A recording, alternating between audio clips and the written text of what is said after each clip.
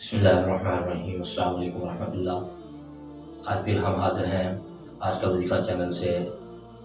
جن دوستوں نے ہمارا چینل سبسکرائب نہیں کیا وہ ہمارا چینل سبسکرائب کر لیں، بیل آئیکن کے بٹن کو دبا لیں تاکہ ہماری آنے والی ہر نئی ویڈیو آپ تک بآسانی پہنچتی رہے، آپ کو بآسانی ملتی رہے۔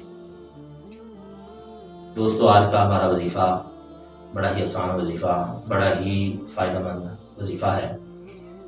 یہ ایک ایسا وظیفہ ہے جس وظیفے کے بدلے میں ہمیں علم و ذہانت، علم و حکمت اللہ کریم عطا فرمائے گا۔ بڑی سے بڑی مشکل باتیں، مشکل ترین باتیں جو ہیں، جو سمجھ سے بالا تر باتیں ہیں، وہ سمجھ سے بالا تر باتیں آپ کو سمجھ آنے لگیں گی۔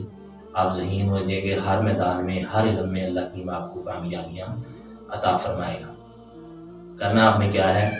آپ نے روزانہ فجر کی نماز کے بعد 111 مرتبہ یا علیمو پڑھنا ہے۔ کیا پڑھنا ہے؟ 111 مرتبہ یا علیمو پڑھنا ہے۔ اول و آخر 11 مرتبہ درود پاک پڑھنا ہے۔ اور آپ نے اس میں تقوی اختیار کرنا ہے۔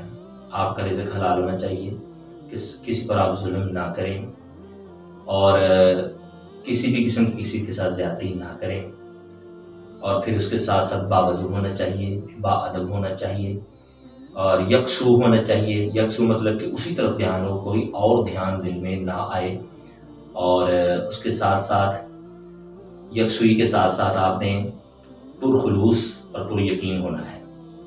یہ باتیں ذہن میں رکھیے گا اور پھر وظیفہ کیجئے گا۔ 21 دن آپ نے یہ وظیفہ کرنا ہے۔ روزانہ فجر کی نماز کے بعد آپ نے 111 مرتبہ پڑھنا ہے یا علیمو، اول و آخر 11 مرتبہ درود پاک پڑھنا ہے۔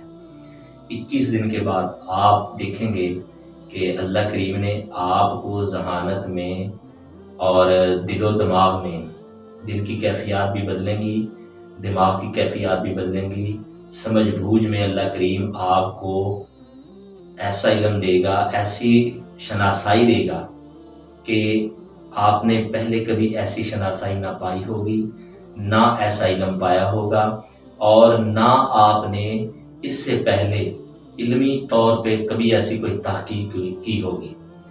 اس پر عمل کیجئے گا، اللہ آپ کو ذہانت بھی عطا فرمائے، اللہ آپ کو علم و حکمت، اور اچھے سے اچھا جو فیصلہ جو بندہ نہیں کر پاتا، بڑے بڑے لوگ فیصلے نہیں کر پاتے، اگر یہ وظیفہ کر لیا جائے تو اللہ کریم اس بندے کو اتنا ذہین بنا دیتا ہے کہ وہ ایک فیصلہ کن شخص ہوتا ہے اور صحیح فیصلہ کن شخص بن جاتا ہے۔ اللہ کریم ہمیں واقعتاً یہ عمل کر کے اس عمل کے بدلے میں علم و ذہانت، علم و حکمت عطا فرمائے۔